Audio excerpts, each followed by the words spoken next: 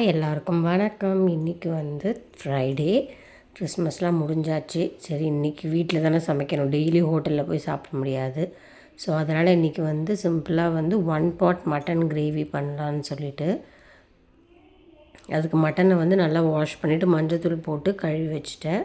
எனக்கு கிரேவி மாதிரி பண்ணுறதுனால பெரிய வெங்காயம் 3 நல்லா அரிஞ்சிக்கிட்டு, தக்காளி 2 மீடியம் சைஸ் ப்ளஸ் பச்சை மிளகா போட்டு நல்லா மேரினேட் பண்ணி வச்சுப்பேன். கூட இஞ்சி பூண்டு பேஸ்ட் கொஞ்சம், மஞ்சத்தூள், மிளகாத்தூள், கரம் மசாலா, கர்டு, கொஞ்சோண்டு சால்ட் எல்லாத்தையும் போட்டு நல்லா மேரினேட் பண்ணி ஒரு 1/2 hour ரெஸ்ட் பண்ண விட்டுருவேன்.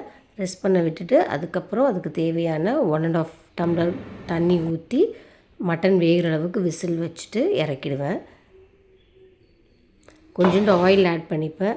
அதுக்கப்புறம் வேணுன்னா நம்ம தாளிக்கலாம், இல்லாட்டி அப்படியே கூட சாப்பிடலாம், நல்லா தான் இருக்கும்.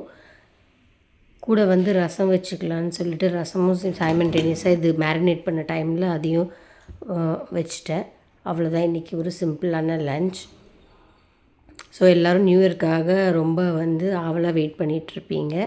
எல்லாருக்கும் happy Christmas plus advance happy new year.